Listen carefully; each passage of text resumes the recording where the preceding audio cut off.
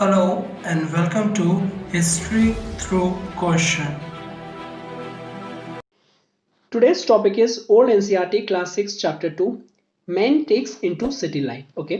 So over years क्या होगा, जो स्मॉल विलेजेस थे वो ट्रांसफॉर्म्ड होंगे इनटू लार्जर वंस, और ये जो ट्रांसफॉर्मेशन होगा from smaller to larger once वो काफी ज्यादा चेंजेस लेके आएगा.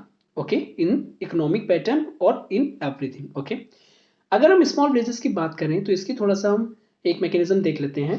जो स्मॉल विलेजेस में अगर हम देखें जो पॉपुलेशन होगी वो लेस होगी. It is because less number of peoples are there. अगर हम एक एज्यूम कर लें कि there are 100 peoples in small villages. Okay, now ये क्या है, इनकी जो इकोनॉमिक बेस्ड है वो सबसिस्टेंस बेस्ड है. दैट इज जो भी इंपॉर्टेंट चीजें उनको रिक्वायर्ड है वो खुद ही प्रोड्यूस करेंगे. तो एक हाइपोथेटिकल एग्जांपल लेते हैं. एक कारपेंटर की फैमिली है जिसमें 4 मेंबर्स हैं जो कि carpentry as a occupation pursue कर सकते हैं. ओके, लेकिन due to subsistence based of economy उनको हर चीज अपने आप ही प्रोड्यूस करनी पड़ रही है. जैसे उनका जो फूड है वो फूड खुद ही प्रोड्यूस करना पड़ रहा है. तो ड्यू टू विच 2 लोग ये सारी नीड्स प्रोवाइड कर रहे हैं और फुलफिल कर रहे हैं, और जो रिमेनिंग 2 हैं वो कारपेंट्री एज ए ऑक्यूपेशन को परस्यू कर रहे हैं. एज ए रिजल्ट इनकी जो एफिशिएंसी होगी एज ए होल, और basically efficiency of small villages as a whole होगी वो लेस होगी. अब जब लेस एफिशिएंसी होगी तो इनकी जो प्रॉस्पेरिटी लेवल होगी वो भी लेस होगी. So they are less prosperous, small villages are less prosperous. Now ये सिनेरियो कैसे चेंज हो जाता है लार्जर वंस में. सो फर्स्ट ऑफ ऑल जो स्मॉल विलेजेस हैं इनकी जो population with the passage of time gradually increase होगी. अब ये जो पॉपुलेशन है इंक्रीज होते होते 1000 लेवल तक पहुंच गई. अब ये जो 1000 पीपल हैं इनका डिमांड करेंगे, ये डिमांड ज्यादा करेंगे, ये डिमांड रेस करेंगे. नाउ इस डिमांड को फुलफिल करने के लिए जो सप्लाई है वो भी बढ़ानी पड़ेगी.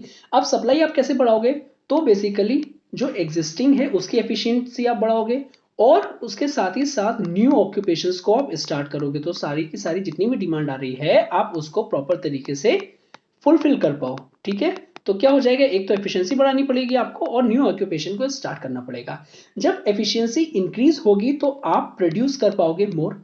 जैसे अगर कोई फार्मर है तो वो फूड ही प्रोड्यूस करेगा, जो कारपेंटर है वो कारपेंट्री सर्विस ही प्रोवाइड करेगा. तो इस तरीके से जब एफिशिएंसी इंक्रीज होगी तो प्रोड्यूस हम मोर कर सकते हैं. अगर हम प्रोड्यूसिंग कम्युनिटी के बारे में देखें तो जब वो मोर प्रोड्यूस करेंगे तो ना कि सिर्फ और सिर्फ जितनी डिमांड है वो रेस कर पाएंगे, एट द सेम टाइम जो सरप्लस है वो भी गेन कर पाएंगे.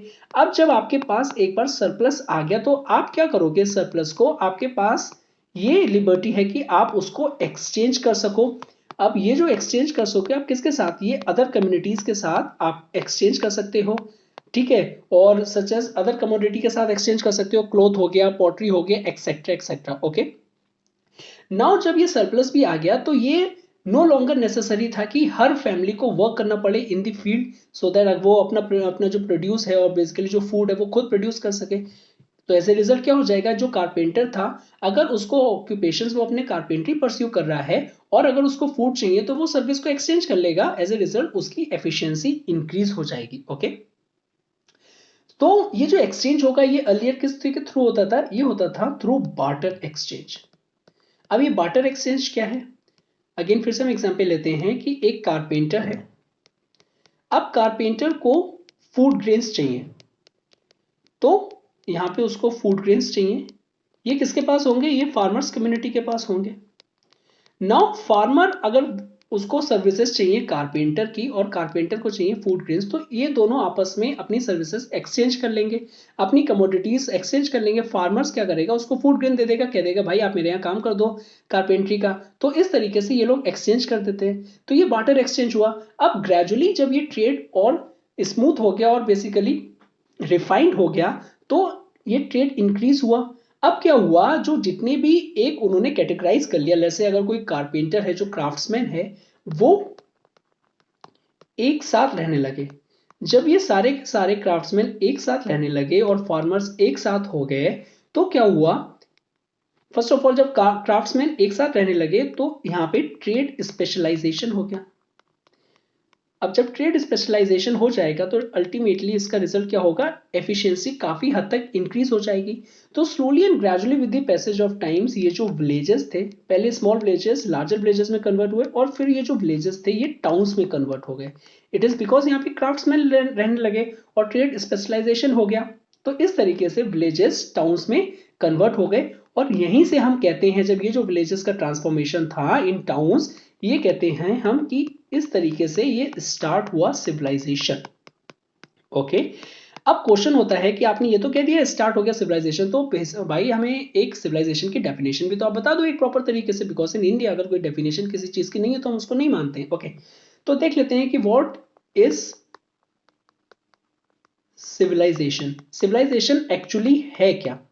सो सिविलाइजेशन एक वो स्टेज है ऑफ डेवलपमेंट की, that is it is a stage of development of human culture।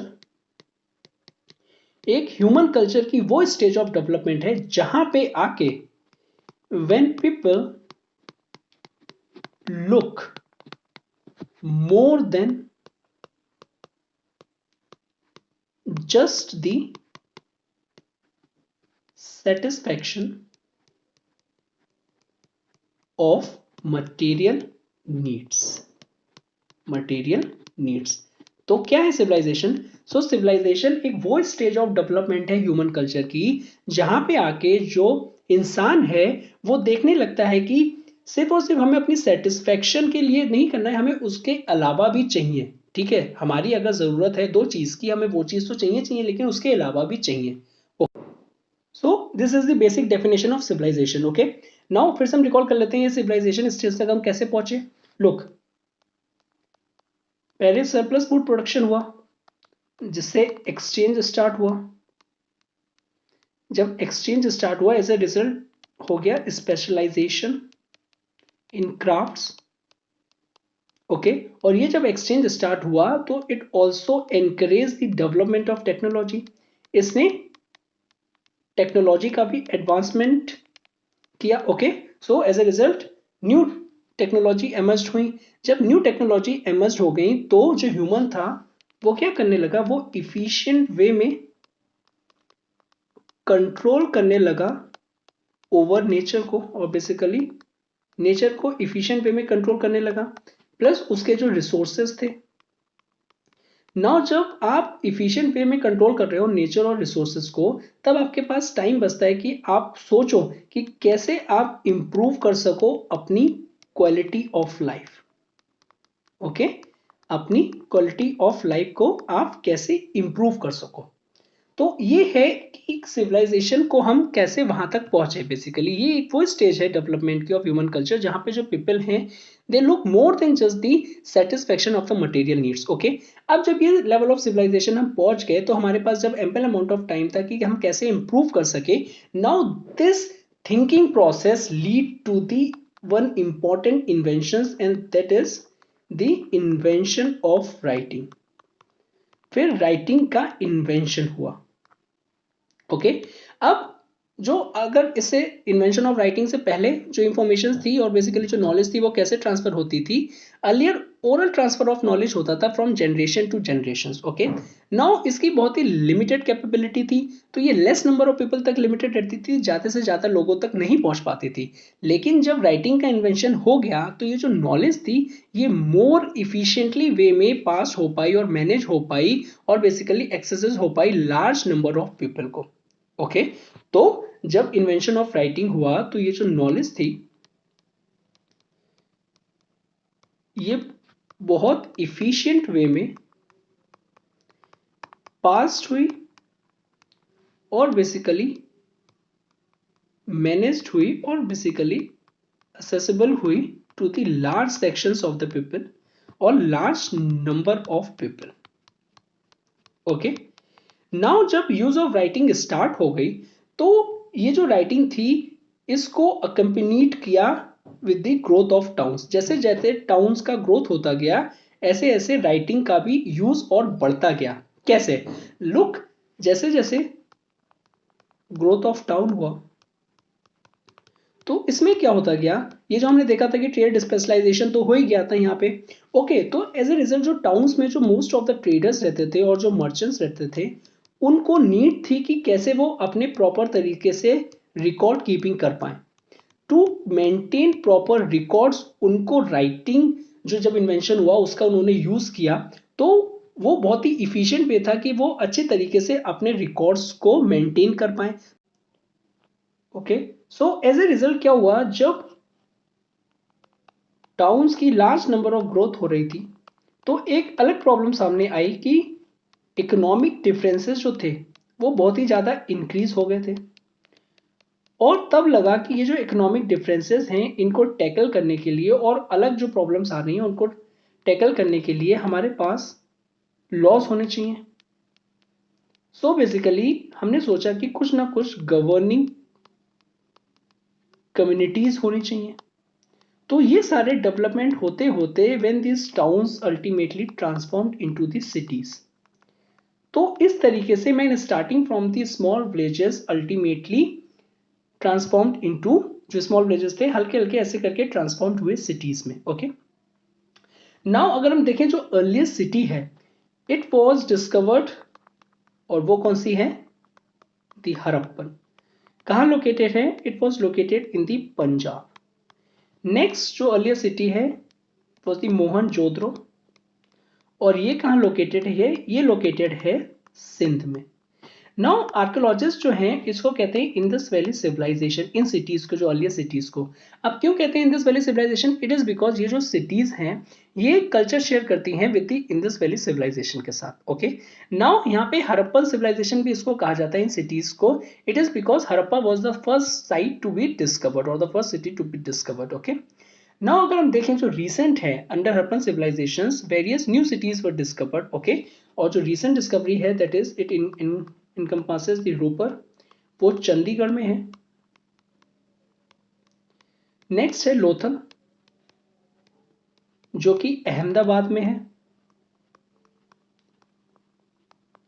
Next Kalibangan, ये लोकेटेड है राजस्थान में।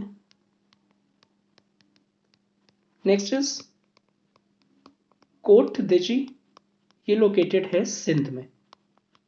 ओके, नाउ ये जो पूरा का पूरा हड़प्पन कल्चर है, अगर हम इसके स्प्रेड देखें, हम इसके एरिया की बात करें, ये कहां से कहां तक है, तो basically it will spread in whole of Sindh, in Balochistan, whole of Punjab, and it will include both eastern and western Punjab, Haryana,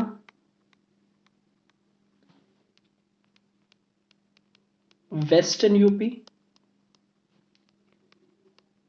Jammu में है, नदन राजस्थान में है, गुजरात में है, नदन महाराष्ट्र में है। यहां पे लार्ज ज्योग्राफिकल स्प्रेड है of the Indus valley civilisation का। ओके, नाउ अब क्वेश्चन आता है कि हम हड़प्पन सिविलाइजेशन क्यों कहते हैं, बेसिकली ये हड़प्पा जो है इसको हम सिविलाइजेशन क्यों कहते हैं। लोग सिविलाइजेशन की हमने डेफिनेशन पढ़ी है कि वो स्टेज ऑफ डेवलपमेंट है ह्यूमन कल्चर का जहां पे जो ह्यूमन है वो देखता है कि look more than just the satisfaction of material needs. Okay, उसको और ज्यादा चाहिए। तो why Harappan civilisation, question raises why Harappan civilisation, it is because यहाँ के जो पीपल थे और यहाँ के जो लोग थे, दे लिव्ड एडवांस्ड लाइफ, वो एडवांस्ड लाइफ उसको बेसिकली परस्यू कर रहे थे इन कंपेरिजन टू अर्लियर जो कि एक प्रिमिटिव टाइप थी। ओके, नेक्स्ट उनकी जो सिटीज थी they are properly plan cities, और इन सिटीज में सिविक सेंस के साथ जो भी प्रॉपर फंक्शनिंग होती थी वो होती थी। नेक्स्ट इज यहाँ के जो पीपल थे they are prosperous. Okay, fourth one they know writing, इनको राइटिंग की भी नॉलेज थी। इट इज बिकॉज इनकी जो लैंग्वेज थी they written to the picture like signs, that is the pictographs कहते थे। बट ये जो इनकी जो स्क्रिप्ट है, ऑल्दो ये डेसिफर्ड नहीं है। ओके, नाउ अगर हम देखें जो हड़प्पन कल्चर है, it was developed in India. जब हड़प्पन कल्चर इंडिया में डेवलप हो रहा था तो उस टाइम इनका जो टाइम स्पैन था, और बेसिकली अगर हम देखें 4500 ईयर्स से लेकर 2500 बीसी तक, तो at the same time other civilisation other parts of the world में स्टैब्लिश हो रही थी। सच एज हम देखें तो एशिया में हो रही थी, अफ्रीका में हो रही थी, okay, valleys of river Nile में हो रही थी, यूफ्रेट्स में हो रही थी,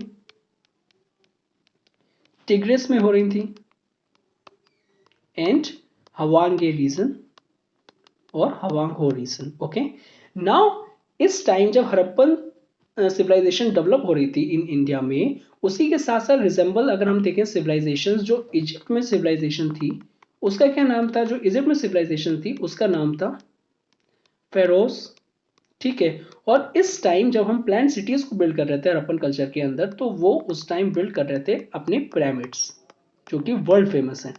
ओके, इजिप्ट में ये चल रहा था। इराक में क्या चल रहा था, इराक में सुमेरियन सिविलाइजेशन प्रॉस्पेरस हो रही थी। ओके, और वहां पे उसका डेवलपमेंट हो रहा था। नाउ हमारे हड़प्पन सिविलाइजेशन के बेसिकली ट्रेडिंग कॉन्टेक्ट थे पीपल ऑफ सुमेरियन, तो ये इंडिकेट करते हैं कि जो हम इंडियन थे और बेसिकली जो हड़प्पन थे उनका एक्सटर्नल इंटरनेशनल ट्रेड था विद द सुमेरियन पीपल्स का। ओके, नाउ हम हड़प्पन कल्चर का बेसिकली इन्वायरमेंट देख लेते हैं। तो इन्वायरमेंट कैसा था, नाउ इन्वायरमेंट जो था, first of all it will also include, अगर हम देखें तो northern and the western part of India, जो present northern and the western part of India हैं वो इंक्लूड करते हैं। और यहाँ पे अच्छे खासे कवर्ड फॉरेस्ट थे, यहाँ पे कवर्ड फॉरेस्ट थे। क्लाइमेट जो था वो मॉइस्ट था, मॉइस्ट के साथ साथ ह्यूमिडिटी भी अच्छी खासी थी, ह्यूमिड था। और जो सिंध एरिया है और जो राजस्थान है एट दैट टाइम में वो डेजर्ट नहीं थे।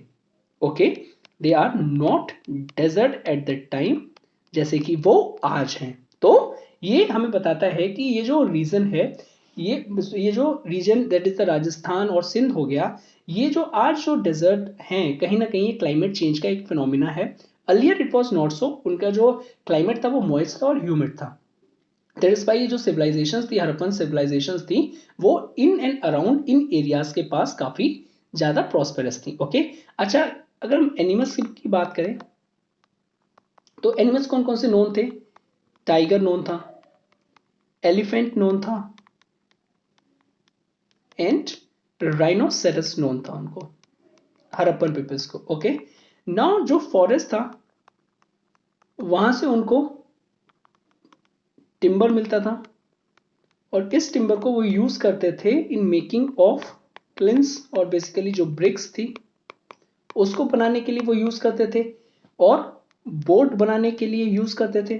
ओके, और ये बोट का हमें ये कैसे पता चला है कि ये लोग बोट यूज करते थे, इट इज बिकॉज एक सीन मिली है जिसमें एक बोट की डिजाइन को इनग्रेव किया गया था। ठीक है, तो इससे हमें पता चलता है कि Harappan know the knowledge of boats और basically they use boat. At that time land कैसी थी, लैंड जब हमने देखा जो क्लाइमेट था मॉइस्ट था और ह्यूमिड था, तो जो लैंड थी इनके एरिया की ये यहाँ पे फर्टाइल थी। और इसमें वो कौन कौन से जो कमोडिटीज जो थी और जो बेसिकली वो यूज करते थे और बेसिकली वो अपना प्रोड्यूस करते थे, ये बार्ले और वीट था। ठीक है, और ये दोनों चीजें वाइडली ग्रोन करते थे वो लोग। ना जो फील्ड्स थी दे आर प्लग्ड, वो अपनी फील्ड्स को प्रॉपर तरीके से प्लग करते थे, ड्यू टू विच इनकी जो ईल्ड थी, जो पर हेक्टेयर और बेसिकली जो पर एरिया ईल्ड थी वो लार्ज थी, और उनको इरिगेशन भी पता था। ओके, वो फ्लड इरिगेशन करते थे, बेसिकली जो रिवर्स थी फ्लड इरिगेशन करते थे। तो हमने ये भी देखा इनकी इंक्रीज भी मींस जो ईल्ड है वो भी लार्ज है, इरिगेशन भी प्रॉपर करते हैं। तो ये सारी की सारी चीजें इनको ना सिर्फ और सिर्फ जितनी डिमांड थी इनकी वो प्रोड्यूस करती थी, eight the same time surplus भी प्रोड्यूस करते थे। अब ये जो सरप्लस है ये बेसिकली ये सिटीज में देते थे इनको to feed peoples of the towns.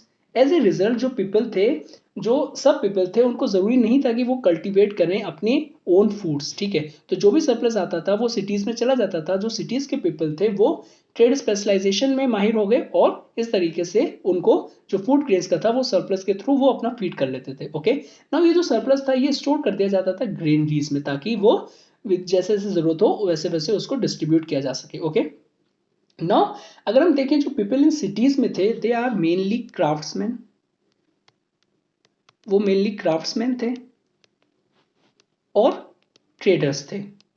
Okay, वो प्रोड्यूस करते थे और एक्सचेंज करते थे। और ये जो वो आर्टिकल बनाते थे ये most of the articles are handmade होता था, सच एज आर्टिकल्स जो थे दे आर हैंडमेड्स। और ये कौन कौन से आर्टिकल्स होते थे, सच एज बीड्स होती थी, क्लोथ होती थी और एटसेट्रा, कुछ भी और भी अलग चीजें हो सकती थी। ओके, नाउ ये तो हो गया हमारा एनवायरमेंट का, पीपल इन सिटीज। अब देखते हैं हम cities and it's building, cities and it's building. Now अगर हम देखें टू इंपॉर्टेंट सिटीज और बिल्डिंग्स यहाँ पे मिलती हैं हमें, जहाँ पे मोहनजोदड़ो और हड़प्पा। नाउ अगर हम इनकी एक प्रॉपर लेआउट की बात करें तो these cities are divided into two parts. पहला जो था वो अपर पार्ट्स में डिवाइड था। नाउ ये जो अपर पार्ट्स है ये बनता था रेस्ड प्लेटफॉर्म पे, it build on raised platform. कुछ मींस हल्का सा रेस्ड होता था और उस पे इनका जितना भी स्ट्रक्चर होता था बनता था। तो कौन से स्ट्रक्चर होते थे रेस्ड प्लेटफॉर्म पे? सीटाडेल होता था। ओके, पब्लिक बिल्डिंग्स हो गई, पब्लिक बिल्डिंग्स हो गई, ग्रेनरीज हो गई जहां पे ग्रेन्स स्टोर होते थे। नेक्स्ट इज हो गए आपके रिलीजियस बिल्डिंग्स हो गई। अब ये जो रिलीजियस बिल्डिंग है हम इसको कंफ्यूज नहीं करेंगे विद टेम्पल से, बिकॉज हमें ऐसा कोई भी एविडेंस नहीं मिला है जो कि हमें कंफर्म कर सके जो हड़प्पन्स थे उनके रिलीजन के बारे में, या basically as there is temple like structure also. Okay, तो ये हम रिलीजियस ये जो बिल्डिंग्स है हम किसकी बात कर रहे हैं, ये बेसिकली पब्लिक बात की बात कर रहे हैं, पब्लिक बात की बात कर रहे हैं। ओके, तो और जो ये तो अपर पार्ट की बात हो गई। अगर हम लोअर पार्ट्स की बात करें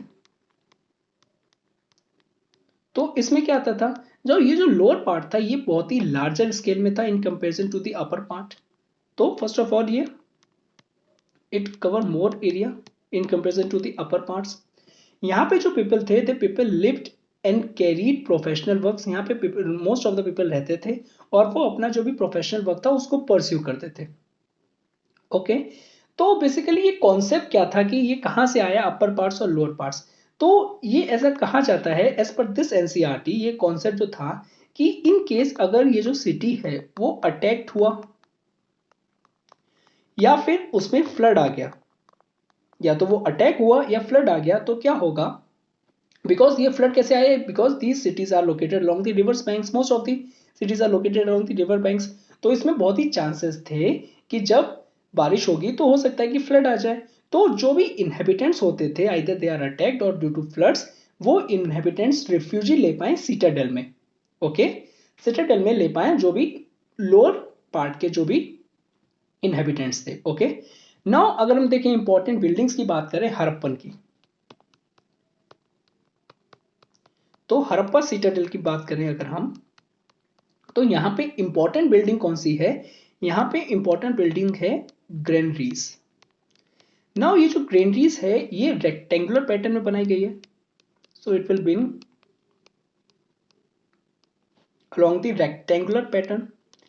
और यहाँ पे जो ग्रेन्स हैं वो कहाँ से लाए जाते होंगे, तो they are brought in boats. Okay, it is because यहाँ पे जो रिवर है उसका ट्रांसपोर्ट में काफी ज्यादा इंपॉर्टेंट यूजेस है, वो चीप भी था और लेस लेबर लगता था। ओके, और सेफर भी था। ठीक है, तो इसीलिए ये जो बिल्डिंग्स और जो ग्रेनरीज थी उसको कहाँ पे लोकेट किया जाता था, it was close to the river, ताकि बोट से जो ग्रेन सारा लाया जाए और इन ग्रेनरीज में स्टोर कर दिया जाए। ओके, नाउ यहाँ पे जो सिटी ड्वेलर्स को थे वो इस तरीके से फूड सिक्योरिटी को एश्योर करते थे कि हमारे पास जब ग्रेनरीज में सारा ग्रेन्स है तो हमारे पास फूड सिक्योरिटी है, ड्यू टू विच जो हम ट्रेड और जो अदर एक्टिविटीज है वो फुल्ली लिबरलाइज होके अच्छे तरीके से हम उसको कर सकते हैं, हमें कोई दिक्कत नहीं होगी कि हमारी फूड सिक्योरिटी को लेके। ओके, नाउ ये जो न्यू ग्रेनरीज थी बेसिकली इनके पास ही पास फर्नेसेस भी होती थी, वेरियस पॉटर्स भी होते थे, और जो लेबर्स थे they all live near the factory, basically small quarters में रहते थे। ओके, तो ये हो गया हड़प्पन सिटाडेल की बात। अब हम मोहनजोदड़ो की बात करें मोहनजोदड़ो सिटाडेल की बात करें अगर हम, तो ये जो सिटाडेल था it was protected by the rampart, okay. Eight the same times यहाँ पे अदर बिल्डिंग्स भी थी, अदर्स बिल्डिंग्स भी थी, और वन सच लार्ज, इसमें अदर जो बिल्डिंग्स थी उसमें अगर लार्ज बिल्डिंग्स की हम बात करें तो उसको कहा जाता, कहते हैं might be possible was the house of the governor, वो वहां के गवर्नर का हाउस होता था। और बेसिकली जो अदर्स बिल्डिंग्स थी यहाँ पे it will also include the meeting hall, यहाँ पे मीटिंग हॉल होता था, और बेसिकली हो सकता है कि ये मार्केट प्लेस भी इसको एज ए यूज किया जाए, ये जो स्ट्रक्चर्स थे जो हमें मिले हैं, ओके। अच्छा, ये हमें सर्टेन नहीं है कि जो हड़प्पन्स थे उन वो किंग को फॉलो करते थे, और basically they are ruled by committee of citizens, ये हमें अभी पूरी तरीके से प्रॉपर एक इसको मीन्स कहते हैं ना, इसको हमारे बारे में इसको पता नहीं है हमें कि ये they are ruled by the king, और बेसिकली जो कमेटी ऑफ सिटीजन्स के थ्रू वो रूल होते थे अपने आप को, ठीक है। ना जो मोहनजोदड़ो सिटाडेल है ये इंपॉर्टेंट है वन ग्रेट स्ट्रक्चर के लिए, that is the great bath, great bath के लिए काफी इंपॉर्टेंट है। सो बेसिकली अगर हम ग्रेट बाथ को देखें तो ये है क्या, इसको अगर हम देखें नॉर्मल एक सिंपल लैंग्वेज में, लेमन्स लैंग्वेज में, तो ये लार्ज स्विमिंग पूल है। इसका जो पर्पस है नॉट नोन, इसका पर्पस एग्जैक्ट हमें नॉट नहीं है, तो माइट बी पॉसिबल हम इसको कह सकते हैं कि एक रिलीजियस बिल्डिंग है, ओके। अच्छा, अगर हम उसके बाद ये हो गया, नेक्स्ट हम देखें जो हाउसेस हैं, हाउसेस जो हैं वो लोअर सिटी में अगर हम देखें मोहनजोदड़ो में, दे आर केयरफुली प्लान्ड, तो हाउसेस केयरफुली प्लान्ड होते थे, और इनकी जो स्ट्रीट्स होती थी, इनकी जो गलियां होती थी, they are cut at the 90 degrees, plus जो स्ट्रीट्स होती थी वो काफी चौड़ी होती थी, काफी वाइड होती थी, ओके। जो मेन स्ट्रीट है वो ये कहा जाता है कि they are 10 metre wide, okay. Now जो हाउसेस हैं they are built on both side of the street, तो ये दोनों मीन सड़क की दोनों साइडों पर हाउस होते थे। अच्छा, इनका जो मटेरियल यूज होता था ये ब्रिक होता था, एंड थिक, और इसकी जो दीवारें होती थी वो बहुत ही थिक होती थी, और बेसिकली ड्यू टू विच इसको एक स्ट्रॉन्ग नेचर प्रोवाइड करते थे, ओके। नाउ ये जो वॉल्स होती थी ये प्लास्टर होती थी, प्लास्टर के साथ साथ इसमें कलर्ड भी होता था, okay. Next is roofs, now ये जो रूफ्स होती थी ये फ्लैट होती थी। नाउ अगर हम घर में देखें यहाँ पे हड़प्पन्स के, तो there are few windows, windows तो कम होती थी लेकिन जो डोर्स होते थे there are plenty of doors, और ये जो डोर्स का जो मटेरियल यूज होता था इसमें ये लोग करते थे वुड, अभी हमने देखा था टिम्बर यूज करते थे ना, तो इसी के ये सारे वुड्स होते थे। Next important place in the house is the kitchen, okay. Kitchen जहाँ पे एक फायर प्लेस की तरह काम करते थे, और बेसिकली यहाँ पे large jars of the pottery भी मिलती हैं, मोस्ट प्रोबेबली इसको यूज किया जाता था for storing the grains. Kitchen के एडजेसेंट ही एक और हमें स्ट्रक्चर मिलता है, that is the drainage. Now ये ड्रेनेज बहुत फेमस है और बेसिकली वेल प्लान ड्रेनेज है। नाउ उसके बाद बाथरूम होता था। नाउ ये जो बाथरूम था it was built on the one side of the house, ये साइड में होता था हाउस के। एट द सेम टाइम्स इसमें जो ड्रेन्स होता था, इसका जो ड्रेन्स होता था वो कनेक्ट होता था किसके साथ, स्ट्रीट ड्रेन के साथ, वो स्ट्रीट ड्रेन के साथ कनेक्ट होता था, ओके। और ये जो स्ट्रीट ड्रेन था ये run along the sides of the street, at the same time sometimes it was lined with the brick as well, okay. क्या उसका यूज होता था, टू कीप देम क्लीन। तभी हमने देखा कि जो सम ड्रेन्स थे they are even covered with slab of stone, ताकि उसको गंदा ना लगे, एक प्रॉपर एक फिनिशिंग वे में उसको टच दिया गया था, ओके। नेक्स्ट इज, अगर हम देखें जो हाउसेस थे उसमें बेसिकली कोर्टयार्ड भी होते थे, जहां पे डेली एक्टिविटीज जो परफॉर्म होती थी वो भी होती थी, और डोमेस्टिकेटेड एनिमल्स को भी वहीं रखा जाता था। अच्छा, सम हाउसेस हैव वेल्स, ठीक है। जो मीन्स जो रिच होते थे, जो रिच मर्चेंट्स और जो ट्रेडर्स के जो हाउसेस होते थे उसमें प्रॉपर उस घर के अंदर ही वेल होती थी, ओके। अगर और जो नॉर्मल हाउस होते थे और बेसिकली जो पुअर के जो हाउस होते थे उसमें क्या होता था, दे आर स्मॉल, और एक वन रूम क्वार्टर होता था, उसमें ज्यादा रूम्स नहीं होते थे, वन रूम क्वार्टर होता था, और इनकी जो वेल्स थी वो लोकेटेड होती थी कहाँ पे, स्ट्रीट में। वहां से जाके आप पानी ले लीजिएगा और जो भी आपको चीज पर्पस चाहिए उसके लिए आप यूज कर सकते हैं वो वेल, ओके। नाउ जो हमने एक्सकेवेटेड हाउस जो किए हैं और बेसिकली जो सिटीज में वो सजेस्ट करते हैं कि there are at least 3 social groups. जो हमने जब सिटीज को एक्सकेवेट किया तो हमें पता चला कि at least there are 3 distinct groups. अब ये 3 डिस्टिंक्ट ग्रुप्स कौन कौन से हैं?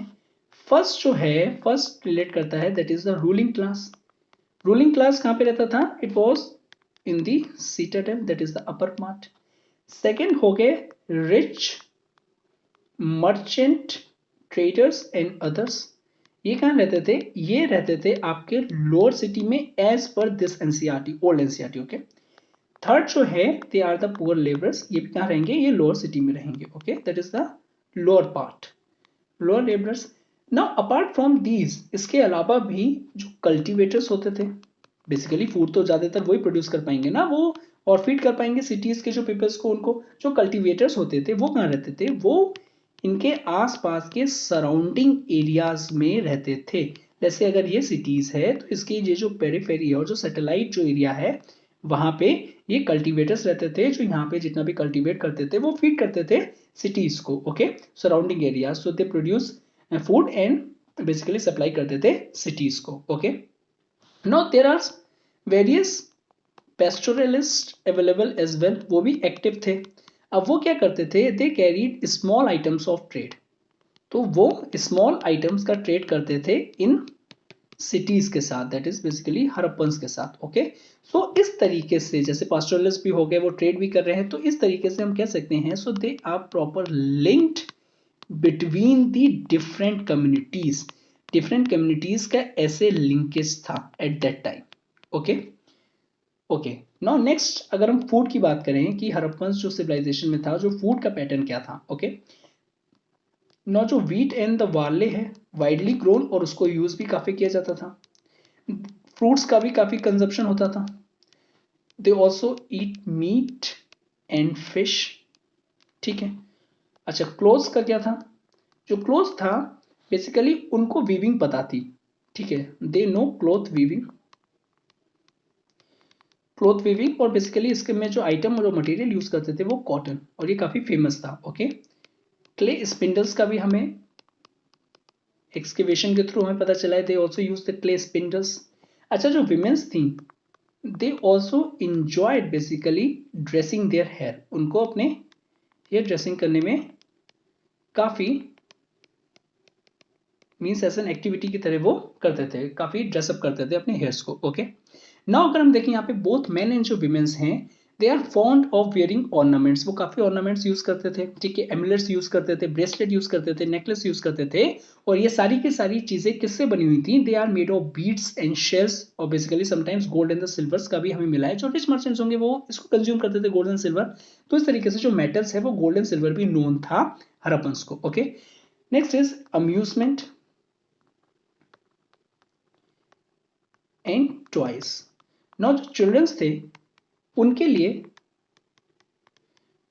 टॉयज बनाए जाते थे। बेसिकली ये जो टॉयज हैं they are made of small, और basically they are made of clay, जिसमें से हमें जो एविडेंस मिला है स्मॉल क्ले कार्ड का मिला है, जो कि हमें और बेसिकली जो रिजेंबल करता है मॉडर्न डेज इक्कास के साथ। ओके, ठीक है, नेक्स्ट इज बेसिकली, और ये जो इक्कास थे, जो क्ले कार्ड थी, ये इसको हम कह सकते हैं कि ये कॉपीज हैं basically that was used for the travelling purpose. ये जो कार्ड्स थी इसको हम ट्रैवलिंग पर्पस के लिए, जो रियल में अगर होंगी तो उसको ट्रैवलिंग के लिए यूज करते थे। ओके, तो इसी का मिनिएचर करके चिल्ड्रंस को दिया जाता था, वो उससे खेलते थे। At the same time various animals figures was also found. ठीक है, जिससे जो बच्चे थे उनको खेलने के लिए दिया जाता था, सच एज इनको हम कह सकते हैं कि दे आर पपेट्स, पपेट्स ही बनाते थे वो। अच्छा, मोस्ट इंपॉर्टेंट अब आता है कि हमने सबकी बात कर ली, अब ऑक्यूपेशंस की तो बात कर लें कि ये जो ऑक्यूपेशंस क्या मीन्स करते थे। तो हमें पता था बेसिकली ये जो हड़प्पन सिटीज में जो थे और हड़प्पन सिविलाइजेशन में थे, they do spinning and weaving of both, cotton का भी यूज करते थे एंड वुल का भी। नाउ ये जो कॉटन क्लॉथ हैं ये एक्सपोर्ट करते थे पर्शियन गल्फ में और सुमेर में। ठीक है, ये हमें कैसे पता चला? इट इज बिकॉज हमें वहां पे इनकी जो हड़प्पन्स है और मोहनजोदड़ो की जो सील्स हैं वो प्रॉपर हुए हैं, और विद थ्रू एविडेंस के थ्रू हमें पता चला है कि ये एक्सपोर्टिंग और बेसिकली इंटरनेशनल मीन्स हमारा ट्रेड होता था इन सिटीज के साथ, पर्शियन गल्फ सुमेर के साथ। Okay, now next important thing is the potters. इनकी बहुत ही ग्रेट डिमांड थी, ठीक है, ये काफी डिमांडिंग थे। तो इस टाइम जो पॉटरी होती थी वो रेडिश कलर की होती थी, they are reddish in colour, okay. और इस पे सम डिजाइन को पेंट किया जाता था, some painted designs are also available, some design भी हो गए। तो ये जो डिजाइन होती थी किस तरीके की होती थी, ये सिंपली बेसिकली ब्लैक लाइंस को डाल दिया जाता था, समटाइम्स डॉट्स को बना दिया जाता था, और एनी जियोमेट्रिकल डिजाइन को उस पर पेंट कर दिया जाता था। समटाइम ट्रीज एंड लीव्स की भी डिजाइन को उसको पेंट कर दिया जाता था along with the animal figures. तो ये पॉटरी, इस तरीके की pottery that is a reddish colour की पॉटरी को यूज करते थे। At the same time making of beads and amulets are also popular, making of beads and amulets are also popular, ये भी पॉपुलर था।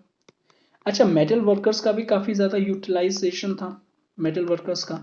तो ये क्या प्रोवाइड करते थे जो मेटल वर्कर्स थे, सो बेसिकली वो टूल्स देते थे, वेरियस टूल्स का था, वेरियस इम्प्लीमेंटेशन देते थे। और ये जो टूल्स और जो इम्प्लीमेंट थे ये किस मटेरियल के बने होते थे, ये बने होते थे ब्रॉन्ज एंड कॉपर मटेरियल्स के, ओके। तो आयरन नोन नहीं था, ओके। अनदर इंपॉर्टेंट जो एक चीज है दैट वाज द सील, ये काफी फेमस है हरप्पन्स का, ओके। सो ये जो सील्स हैं they are found in the large number at Mohenjodaro, ये मोहनजोदड़ो में काफी लार्ज नंबर में मिली है हमें। और इसमें जो मटेरियल यूज होता था basically they are used soft stone और स्टीएटाइट स्टोन, वो काफी सॉफ्ट होता है तो उस पर आप अच्छे से इनग्रेव कर सकते हो, ओके। और बेसिकली क्ले और स्टोन को भी यूज किया जाता था। अच्छा, इनका ये फ्लैट होती थी seals, most of the seals are flat. और इनका जो शेप होता था they are rectangular in nature, sometimes circular seals are also there, but उनकी जो क्वांटिटी वो बहुत ही लेस है, ओके। नाउ जो सील्स हैं इसमें दो पार्ट्स होते थे, ए पार्ट और बी पार्ट। नाउ ये जो ए पार्ट है इसमें क्या क्या होता था, ए पार्ट में पिक्चर, कोई भी पिक्चर होती थी, सच एज पिक्चर कैसी हो सकती थी, बुल की हो सकती थी, ट्री हो सकती थी, सम कोई भी एक सीन हो सकता था। तो यहाँ पे एक तरीके की पिक्चर आ गई, और इसके जो मींस एडजेसेंट और कभी इसके पीछे वाला जो पार्ट होता था उसमें लाइन होती थी ऑफ द पिक्टोग्राफ्स,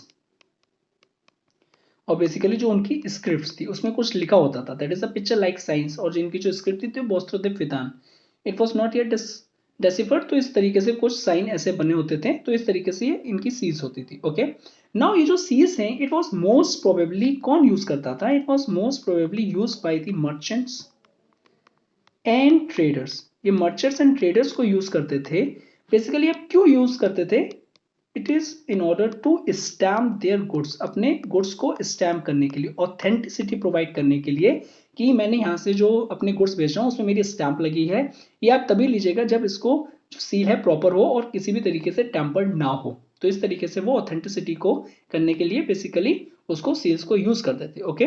अच्छा, ट्रेड क्या था इनका, जो ट्रेड था वो इंटरनेशनल ट्रेड भी करते थे। हमने देखा था इनके जो पार्टनर्स थे वो सुमेर और पर्शियन गल्फ में थे।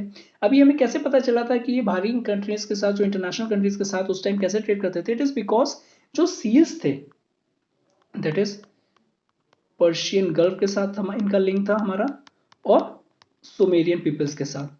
और इसका हमें पता कैसे चला है, it is because various seals and objects जो कि मोहनजोदड़ो में बने थे वो हमें फाउंड हुए हैं कहाँ पे, इन दिस एरियाज और बेसिकली इराक, ओके। अच्छा, ये जो इंटरनेशनल ट्रेड था ये मोस्ट प्रोबेबली कहाँ से किया जाता था, it is done through Lothal, because ये फेमस साइट है और ये डॉकयार्ड है यहाँ पे एक बहुत फेमस, ओके। और वेट्स एंड मेजर्स भी हमको मिले हैं, ठीक है। तो there are various weights and measures, so weights and measures की नॉलेज भी हरप्पन्स को प्रॉपर तरीके से थी। Now apart from the Sumer and Persian gulf region, जो हरप्पन्स थे उनको नदन अफगानिस्तान से भी रिलेशंस थे, नदन अफगानिस्तान से भी रिलेशन थे। और ये रिलेशंस कैसे पता चलते हैं हमें, इट इज बिकॉज जो हरप्पन्स थे वो यूज करते थे और बेसिकली वो इंपोर्ट करते थे फेमस ब्लू जेमस्टोन्स जिसको कहते थे lapis lazuli, okay. Next is the religion. Now अगर हम देखें as such there was no inscriptions found कोई भी हमें ऐसा इंस्क्रिप्शंस नहीं मिला है जो हमें प्रॉपर बता सके कि हड़प्पन का क्या रिलीजन था, बेसिकली जो डिस्क्राइब कर सके गवर्नेंस क्या थी, उनकी सोसाइटी क्या थी, उनके सोसाइटी के बारे में, और बेसिकली उनके रिलीजन के बारे में। ऐसे हमें कोई भी इंस्क्रिप्शंस नहीं मिले। ओके, सो ये जो रिलीजन है ये गेस वर्क पे काम कर रहा है। It is because there are various clay figures are found. First जो है वो मदर गॉडेस की है, जिनको हड़प्पन्स वर्शिप करते थे। ओके, नेक्स्ट जो है एक पशुपति सील मिली है, और जो पशुपति सील में है वो बेसिकली एक सीटेड मेल गॉड्स, एक मेल गॉड है जो कि बैठे हुए हैं। ओके, बेसिकली एक स्मॉल स्टोन इस सील में है जिसमें वेरियस ट्रीज हैं, सच एज पीपल के ट्रीज हैं, एनिमल्स हैं, बुल्स हैं, एंटीलोप्स हैं। तो इसको हम कहते हैं कि seated male god, that is a Pashupati seal है। ओके, नाउ जो हड़प्पन्स हैं they are basically they having civic sense. Okay, civic sense है, इट इज बिकॉज जो हड़प्पन्स थे वो अपने जो उनके जो डेड हो जाते थे, जो भी मर जाते थे, वो उनको बरीड करते थे। कहाँ पे? इन ग्रेव्स में। और बेसिकली जो अदर्स थे वो प्रैक्टिस करते थे अर्न बरियल, अर्न बरियल। तो इट इज बिकॉज वो मानते थे कि there are certain life after death. और ये लाइफ आफ्टर डेथ के बारे में कैसे पता चलता है? इट इज बिकॉज जो ग्रेव्स हैं यहाँ पे हमें वेरियस आइटम्स मिलते हैं, सच एज जो रिलेटेड होते थे, जो डे टू डे लाइफ में जरूरी पड़ते थे, दैट इज पॉटरी हो गया, ऑर्नामेंट्स हो गया। उनका ये मानना था कि ये सारी की सारी चीजें जो डेथ हो गया उसको आने वाली लाइफ और बेसिकली लाइफ आफ्टर डेथ जो है उसमें उन सब चीजों को रिक्वायर्ड होगा। ओके, नाउ मोस्ट इंपॉर्टेंट आता है कि फॉल ऑफ हड़प्पा, और ये बहुत ही एक controversial टॉपिक है। Basically there is no well established theory, तो there are the various possibilities. Okay, तो फर्स्ट ऑफ ऑल जो अगर हम हड़प्पन सिविलाइजेशन को देखें तो it lasted about 1000 years, 2500 BC से 1500 बीसी में।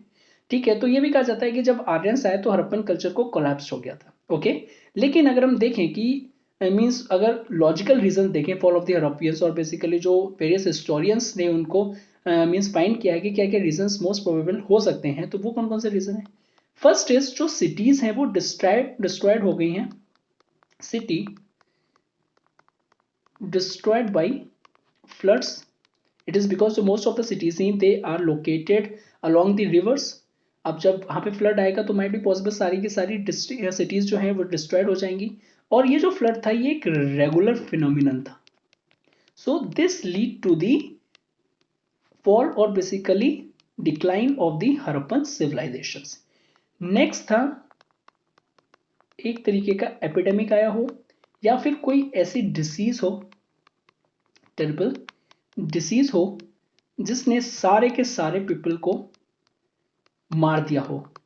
ठीक है, माइट भी पॉसिबिलिटी अगर हम इसको आज के कॉन्टेक्स्ट में देखें। ठीक है, तो जो कोरोना और कोविड-19 जो चल रहा है बेसिकली आज के टाइम में इतना टेक्नोलॉजिकल एडवांसमेंट होने के बाद में मोस्ट प्रोबेबली कुछ ना एक साल होने को आया है और अभी भी इसकी कोई भी ना ही वैक्सीन और ना ही किसी तरीके से प्रॉपर ट्रीटमेंट को हम मीन्स क्या कहते हैं उसको फाइंड कर पाए हैं।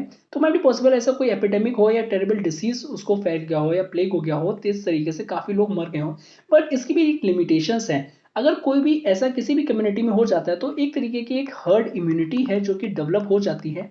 हर्ड इम्यूनिटी अगर मैं सिंपल एक्सप्लेन करूं, let's say there in a community there are the 100 numbers of peoples, जिसमें से अगर बेसिकली जो 60 लोगों को हो चुका है तो बेसिकली मोस्ट प्रोबेबली चांसेस है जो 40 लोगों को वो है वो ना हो, और उनसे अगर कोई भी चीज वो डिसीज फैलती है तो वो कब हो जाए, तो इस तरीके की एक हर्ड इम्यूनिटी डेवलप हो जाएगी। तो it was also not true कि सारी की सारी जो भी पॉपुलेशन है वो सारी एपिडेमिक और कोई भी टेरिबल जो डिसीज है उसने डिस्ट्रॉय कर दिया पूरी की पूरी सिविलाइजेशन को। ओके, नेक्स्ट जो है it was most logical, that is climate change. Now climate change हमने जो देखा था, जो आज के टाइम में जो सिंध और राजस्थान का रीजन है वो डेजर्ट नहीं था हड़प्पन्स के टाइम में। तो with the passage of time और due to the climate change ये जो रीजन्स थे वो ड्राई हो गए और डेजर्ट हो गए। So due to which they are unfit for the living, अब वो फिट नहीं रह पाए लिविंग के पर्पज थे। ओके, तो ये काफी इंपॉर्टेंट और एक लॉजिकल रीजन लगता है जो कि इससे हम विटनेस भी कर रहे हैं उसको, दैट इज जो क्लाइमेट चेंज को। ओके, फोर्थ जो है इट वाज इनकी जो सिटीज थी, दैट इज जो हड़प्पन सिटीज थी वो अटैक्ड हुई हैं basically by the various inhabitants. अब बेसिकली जो हड़प्पन्स थे वो अपने आप को डिफेंड नहीं कर पाए, they are unable to defend. ठीक है, तो इस तरीके से इनकी पूरी सिविलाइजेशन कोलैप्स हो गई। और बेसिकली ये भी हम कह सकते हैं कि जो हड़प्पन थे, हमें जो आर्कोलॉजिकल जो हमारा एक्सकेवेशन हुआ था, हमें और चीज़ें तो मिली हैं, वेरियस सील्स मिली हैं और वेरियस अदर चीज मिली हैं, लेकिन there are no weapon like structure found in Harappan civilisation. Although ये जो डिक्लाइन था हड़प्पन सिविलाइजेशन का, इसको इंडियन हिस्ट्री में एज अ नेगेटिव स्टेप की तरह कंसिडर किया जाता है।